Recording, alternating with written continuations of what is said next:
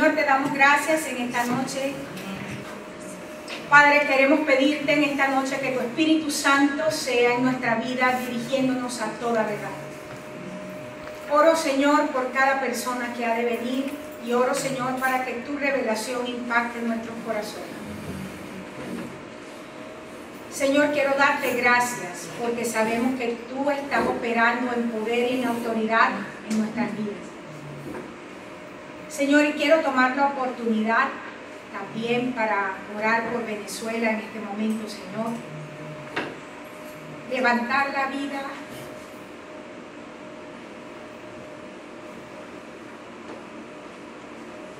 de cada familia. Que tú cubras con tu sangre. Señor, y que tu gloria sea manifiesta. Yo te doy gracias porque tu palabra dice que todas las cosas ayudan a bien. Aquellos que son llamados conforme a tu propósito, y esta palabra la declaro en el nombre de Jesús. Sobre la iglesia en Venezuela, sobre cada persona que clama tu nombre, Señor, en este momento, y sobre la nación.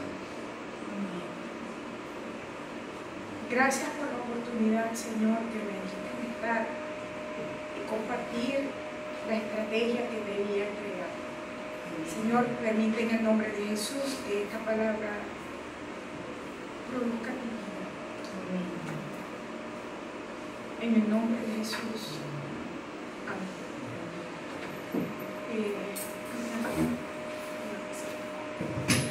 Ok, no, aquí tengo Maritza.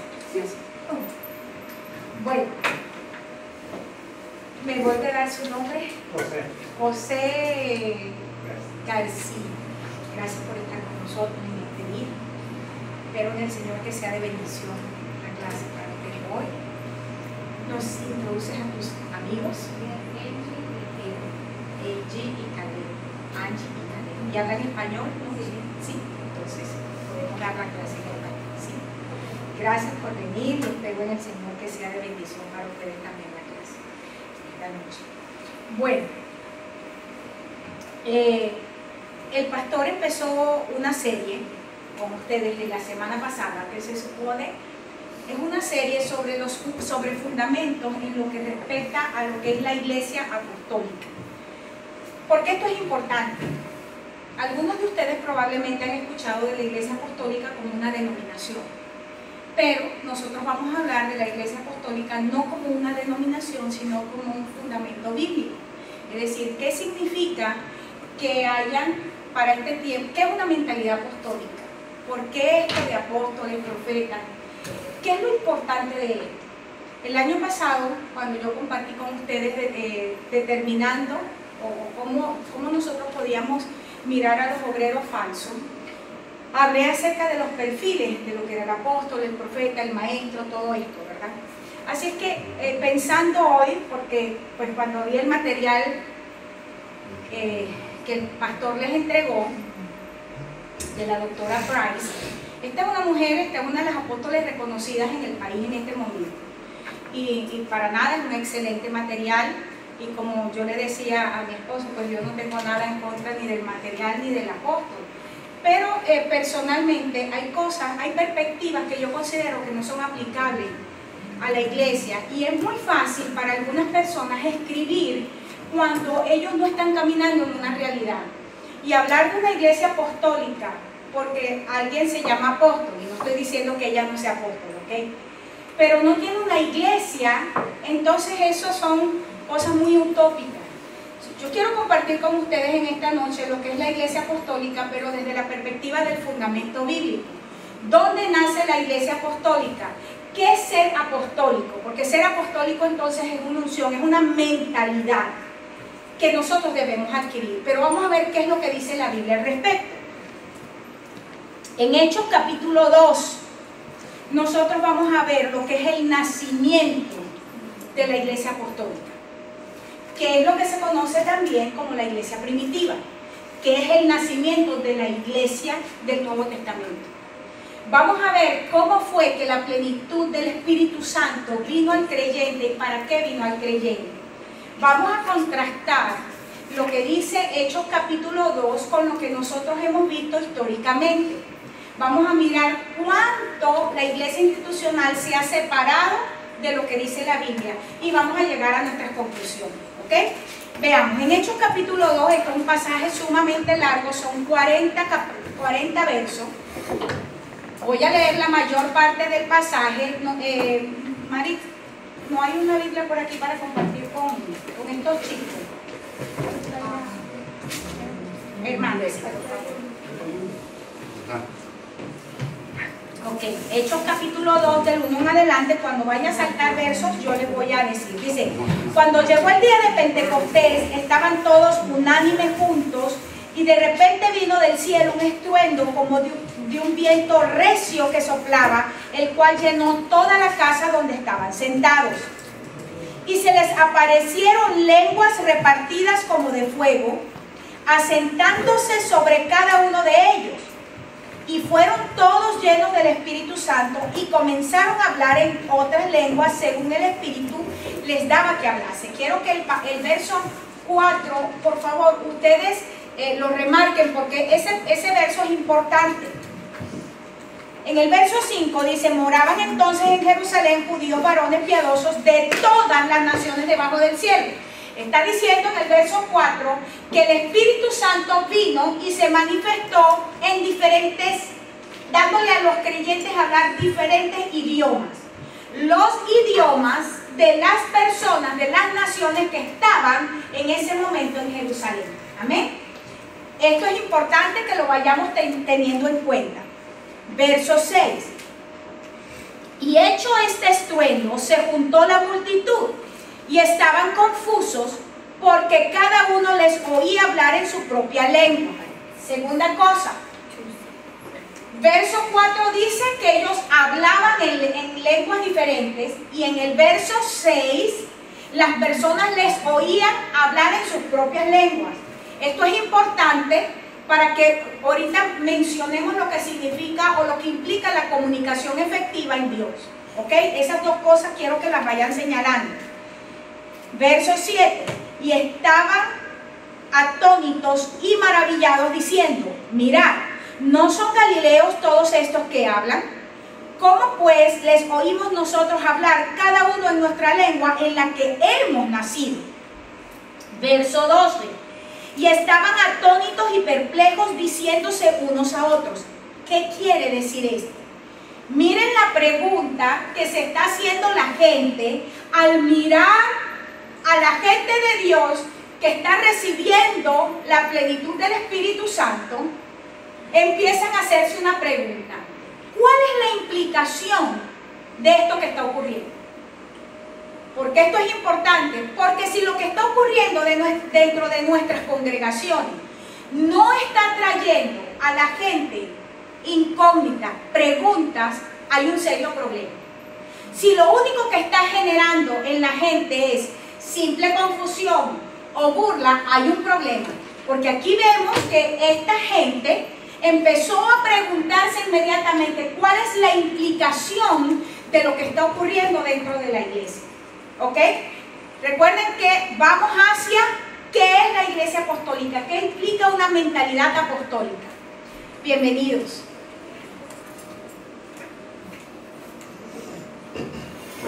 Verso 13. Más otros burlándose, o sea que sí hay lugar para la duda, pero primero están preguntando. Más otros burlándose decían, están llenos de mosto, es decir, estaban borrachos. Entonces Pedro, poniéndose de pie con los 11, alzó la voz y les habló diciendo, varones judíos y todos los que habitáis en Jerusalén, esto os sea notorio y oíd mis palabras, porque estos no están ebrios como ustedes suponen, puesto que es la hora tercera del día. Mas esto es lo dicho por el profeta Joel. En los postreros días, dice Dios, derramaré de mi espíritu sobre toda carne, y vuestros hijos y vuestras hijas profetizarán, y vuestros jóvenes verán visiones, y vuestros ancianos soñarán sueños.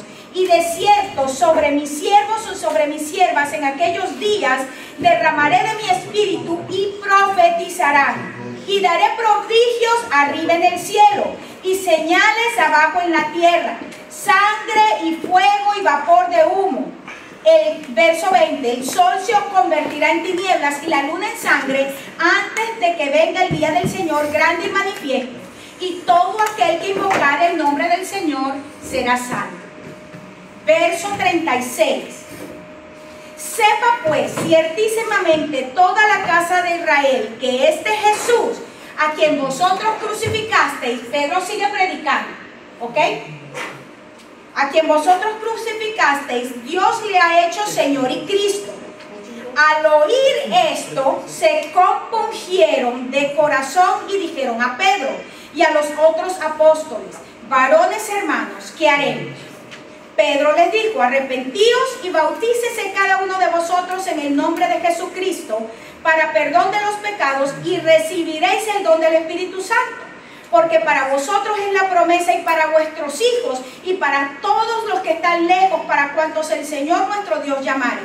Y con otras muchas palabras testificaba y les exhortaba diciendo: sed salvos de esta perversa generación. Y sigue dos versos más describiendo la forma de vida de la iglesia primitiva.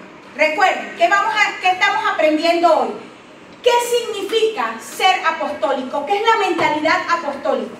Vuelvo a decir, estamos escuchando en este momento de apóstoles, de profetas, de evangelistas. Uy, Maritza, esta es mi hermana, que por fin me está, discúlpenme, pero tengo rato tratando de comunicarme con ellos en Venezuela. Dile que ya empecé la clase, pero que quería saber cómo están. Por favor, gracias. Y les estoy diciendo que en la Biblia encontramos el fundamento de todo. Si está en contra del fundamento lo que usted está viendo, automáticamente es falso. Lo que nosotros cuestionamos es lo que vemos, pero no lo que está escrito. Lo que está escrito es la verdad. Si lo que estamos mirando no se compagina con lo que está escrito, es falso. Estamos entendiendo eso, ¿verdad? Ok. Fíjense esto, vamos a ver aquí. ¿Cuál es el fundamento común? Vamos a iniciar desde el principio. ¿Cómo inicia una comunidad apostólica? Y cuando hablo de apostólica, vuelvo a hacer el énfasis. Yo no estoy hablando de una denominación, porque hay una denominación, ¿verdad?, que se llama la Iglesia de Apóstoles y Profetas. Yo no estoy hablando de una denominación. Yo estoy hablando de lo que es una forma de vida, una mentalidad, una iglesia fundamentada, según el apóstol Pablo en el libro de Corintios, en el fundamento de los apóstoles y profetas, pero no de una denominación. Si nosotros queremos conocer lo que es la iglesia primitiva, necesitamos ir más allá de la denominación, más allá del ortodoxo, y necesitamos llegar a donde simplemente la iglesia era una comunidad de creyentes. Amén. Y vamos a llegar a la verdad. Veamos esto. Primer fundamento, la plenitud del Espíritu Santo.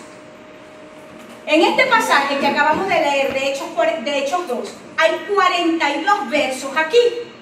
Sin embargo, y quiero que vayan ustedes pensando al respecto de lo que voy a decir, porque voy a destruir paradigmas. La iglesia que nosotros conocemos como iglesia hoy se quedó frisada solamente en un verso de 42. Que es la manifestación del Espíritu Santo a través de las lenguas.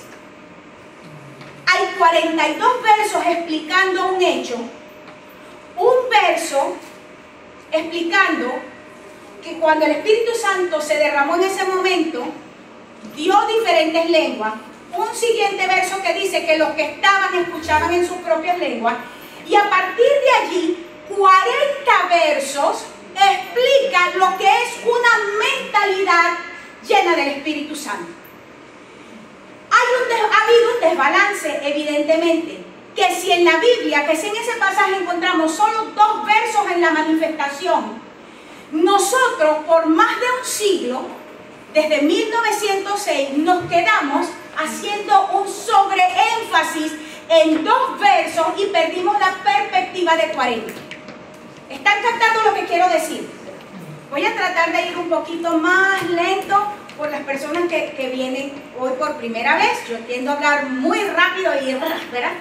Voy a tratar de ir. porque es que yo voy agarrando fuerza y ha habido un desbalance. Vuelvo a decir, aquí encontramos solo 2 versos hablando de la manifestación, 40 versos hablando de un estilo de vida, hablando de un propósito por lo cual vino una manifestación. La iglesia tiene más de 40 años hablando de la manifestación y no haciendo énfasis en el mensaje. ¿Estamos entendiendo? Vaya, sigamos. Veamos aquí. ¿Qué fue lo que ocurrió mirando este pasaje de Hechos capítulo 2? ¿Qué fue lo que ocurrió? Llega el Espíritu Santo. Antes de que el Espíritu Santo viniera en forma de lenguas asentadas sobre sus cabezas, ellos habían recibido una instrucción de parte de Jesús. ¿Cuál era? Vayan y esperen en un lugar que en ese momento se llamó el aposento alto, un lugar. Esperen en su lugar, en este lugar de reunión, hasta que sobre ustedes venga la promesa. Es interesante que el Señor no les dice hasta que venga sobre ustedes el Espíritu Santo. Antes el Señor sí le había dicho, es necesario que yo me vaya para que venga el Consolador. Y luego le dice en el momento que se está yendo, ustedes se van a reunir, van a esperar hasta que venga la promesa que yo les estoy dando. Dice que por un periodo de tiempo ellos se reunieron y estaban esperando. Ahora yo quiero que entiendan algo. ¿Qué sucedería si yo cierro estas puertas, le paso llave y le digo, nos vamos a quedar nosotros aquí 40 días esperando que Dios haga algo? ¿Usted cree, vamos a hablar humanamente como somos humanamente, que vamos a estar 40 días por 24 horas al día orando, ayunando y leyendo la Biblia? ¿Pero que no? ¿Cuál es nuestra tendencia humana? Oramos, ayunamos un rato, nos tomamos un café, leemos la Biblia, nos reímos, ¿sí o no? Compartimos, nos conocemos. ¿Por qué esto es importante? Porque nosotros espiritualizamos tanto la Biblia que creemos y hemos enseñado que esta gente estuvo unánime porque estaba solamente buscando, orando y ayunando. No, estaban, Dios permite que fueran tantos días en un solo lugar encerrado porque la gente necesitaba conocerse. La gente necesitaba relacionarse. ¿Por qué este es un fundamento? Porque el Espíritu Santo de la promesa viene sobre una iglesia que aprende a tener comunión. Y comunión es relación. Relación. Vuelvo a decirle, y comentaba yo no sé si están aquí, son tantos lugares donde voy enseñando que ya no me acuerdo dónde digo.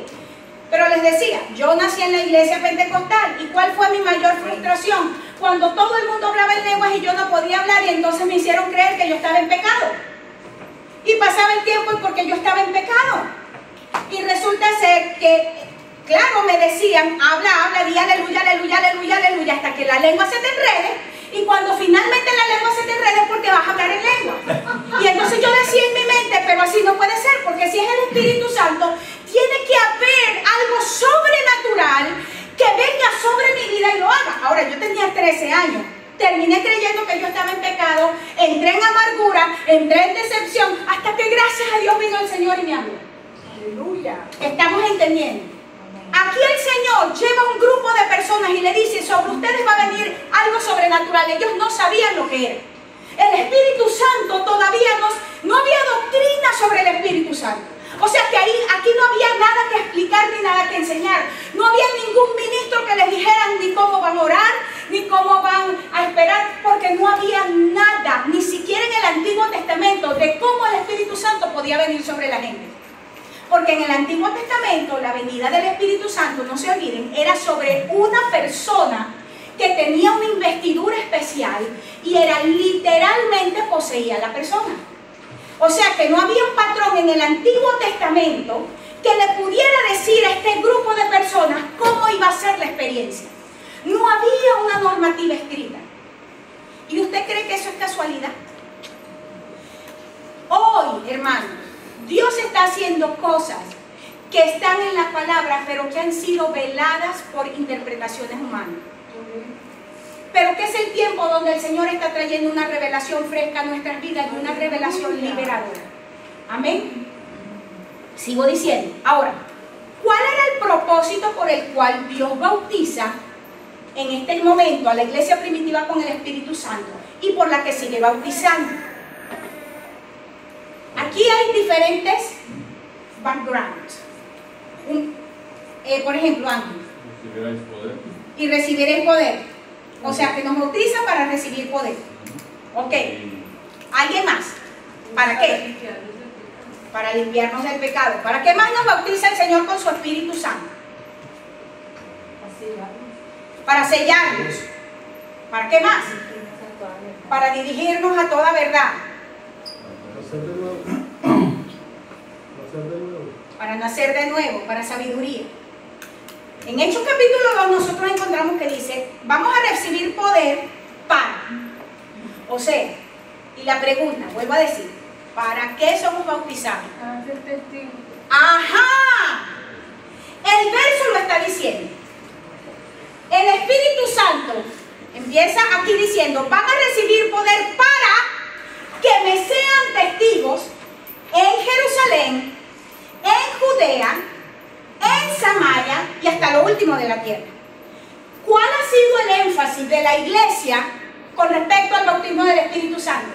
¿Para qué recibimos el bautismo del Espíritu Santo? Solo para hablar en lengua. Pero ahí no dice que es para hablar en lengua, dice que la manifestación que ocurrió fue que ellos hablaron en lengua. Ahora mi pregunta es, si el para qué, vuelvo a repetir, el para qué del bautismo es para ser testigos, la manifestación estaba respondiendo ¿a qué? ¿A qué respondía la manifestación del hablar en lengua? No, respondía al para qué. ¿Cuál es el para qué de que el Espíritu Santo venga? Para ser testigos en cuántas naciones? Todas. Hasta lo último de la tierra. ¿Cómo se manifestó el Espíritu Santo? En diferentes lenguas. ¿Por qué? Porque tenía que llegar a todo lugar de la tierra. Y porque en ese mismo lugar, ¿qué había? Gente de todas las naciones que hablaban todas las lenguas. Porque esto es importante. Porque si usted pierde la perspectiva del contexto, usted cae en doctrina. Y doctrina de hombre encierra. ¿Qué es enseñar? Vuelvo a decir, yo cumplo ahorita 50 años. 50 años en la iglesia, escuchando que la manifestación del bautismo es las lenguas. Y que yo sepa, según Hechos 2, en primer lugar hubo dos manifestaciones. Ellos hablaron y otros oyeron. ¿Ok? Hay dos manifestaciones allí. Y hay pasajes en el Nuevo Testamento donde dicen van a recibir el bautismo.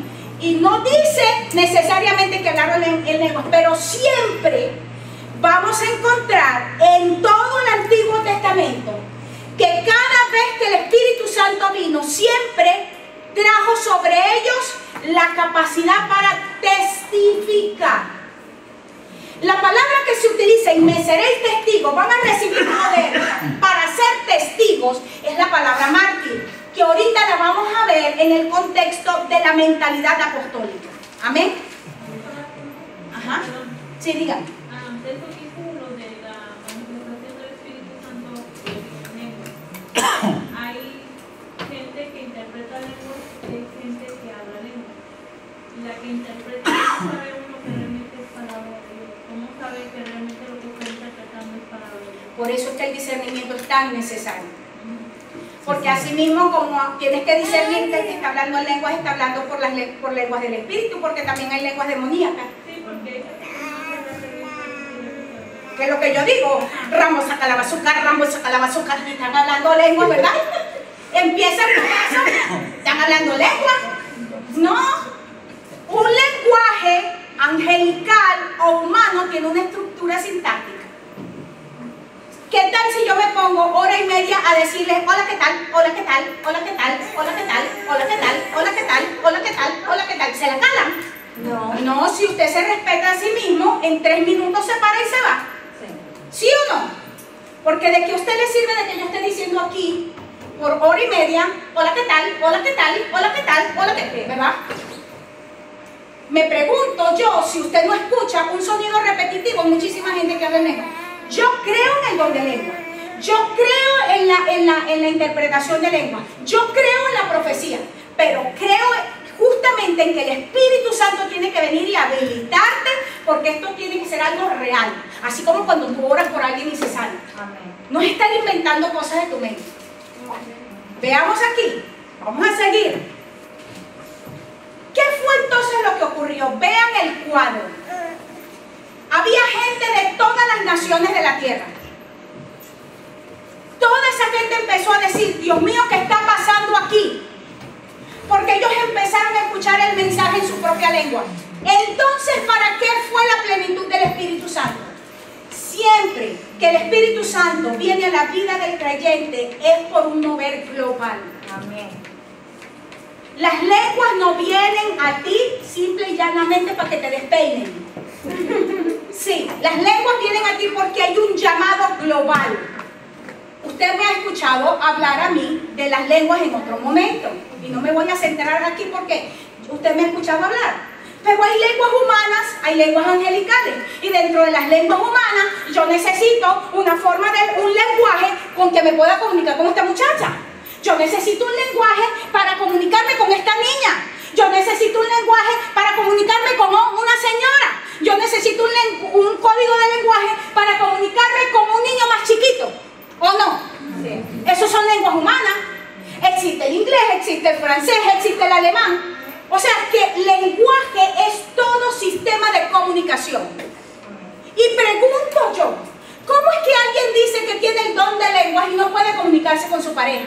¿Cómo es que alguien me dice a mí que es bautizado con el Espíritu Santo, tiene el don de lenguas y no puede comunicarse con sus hijos? ¿Cómo es que alguien a mí me dice que tiene el don de lenguas porque fue bautizado con el Espíritu Santo y no puede comunicarse con la gente? No, ahí hay un problema. Hablarán cualquier cosa, pero no el don de lengua. Porque si yo digo que tengo el don de sanidad y usted me dice que tiene dolor de cabeza y yo oro por usted y no se sana, hay un problema, no en usted sino en mí. Si yo digo que tengo el don de sanidad, no, es que la fe de él, no, los dones es diferente a los ministerios. Y los dones operan para edificación de la iglesia. Amén. O vamos a sacar el don de lenguas de allí. Y vamos a decir que el don de lenguas opera, es distinto a los demás. Todos los dones son para edificación del cuerpo. Y si no edifica el cuerpo, no está siendo operado en el poder del Espíritu Santo. Tan simple como eso. Puedo hacer un comentario. Nos tocó una ocasión ir a Guadalajara, a una iglesia. Nosotros dábamos un curso que se llama Cómo Compartir tu Fe, y entonces se preparó a la gente. Eso se hacía viernes en la noche, sábado, jueves de noche, todos los viernes, y el sábado salíamos a la práctica. Bueno, los testimonios grandes de que había dos hermanas que llegaron y dijeron, ¿saben qué? Es increíble que le compartimos a una norteamericana, cayó de rodillas, dice, nosotros sabemos inglés, ella no sabía español, pero hubo una comunicación plena, aceptó a Jesucristo. Eso es don de lengua. Y don de lengua es cuando tu muchachita de 15 años, como digo yo, está desobediente y no te obedece y no te quiere hacer caso, y tú empiezas a hablar y te empieza a escuchar. Eso es don de lengua. Pero voy a seguir adelante. Lo que nosotros estamos viendo, porque quiero sacarlo del don de lengua a la plenitud del Espíritu. Porque lo que ocurrió fue que vino sobre ellos la plenitud del Espíritu Santo. Y se manifestó en ese caso en particular con lengua, porque en su contexto habían personas de diferentes naciones. Pregunto, si nosotros vamos a enviar al hermano a una nación, a África, y la necesidad es que la gente se está muriendo con enfermedades, ¿cómo necesita ella que se manifieste el Espíritu Santo en su vida? Con sanidades. Ella no necesita lengua. Si la gente se está muriendo, ¿para qué tú necesitas las lenguas ahí? ¿Verdad? Pero enviamos, hermanos, a otra gente, qué sé yo, a Etiopía. No hay comida. Necesitamos a alguien con el don de fe. No necesita lenguas, necesita don de fe. Y así sucesivamente. En este caso fueron lenguas porque en el contexto había gente de muchas naciones de la tierra. Vuelvo a seguir. ¿Para qué viene el Espíritu Santo a nuestras vidas entonces en realidad? ¿Para que hablemos en lenguas? No. Para sacarte de los límites mentales que hay en ti. Si el Espíritu Santo, estamos viendo aquí, saca a un montón de pescadores de los límites geográficos, de los límites culturales de su momento, porque eran gente común, ¿verdad? Pedro no era un teólogo y era, de paso, entre los 12 era como el más atarantado de todos. El hombre era así como que cada vez que abría la boca metía la pata. Y de repente encontramos ahora a un Pedro en el poder del Espíritu haciendo de exégesis bíblica, tomando un pasaje del Antiguo Testamento que no podía, ¿cómo se lo iba a saber de memoria si era un tipo del vulgo? Si era común y corriente. Pero viene el poder del Espíritu Santo y le dice: un momentico, aquí se me calla todo el mundo, delante de un gentío, un hombre que no sabía hablar, ordinario, y se para. Caramba, qué presencia de ahora cuando todo el mundo le presta atención y le dice: nosotros no estamos borrachos, lo que está ocurriendo es, y empieza a hacer un análisis exegético de la palabra y le dice: lo que el profeta Joel profetizó 600 años atrás es el cumplimiento de lo que ustedes están viendo hoy. Ahora empezamos a ver por qué viene el Espíritu Santo. El Espíritu Santo no viene para que yo hable en lengua, sino que el Espíritu Santo viene para impartir sobre mi vida de tal manera que yo ahora opere fuera de los límites que me han sido impuestos por mi cultura, por mi crianza, por las experiencias difíciles que viví o quizás por las muy buenas que viví, porque ¿cuántos saben que los muchachos consentidos tampoco sirven para nada? ¿Verdad? Si tú no tienes nada, wow, te crees con mentalidad pobre, pero si tienes mucho, te haces también pobre de mente, porque entonces no sabes hacer nada tampoco. No sabes fregar un plato, no sabes barrer una casa. ¿Me está entendiendo?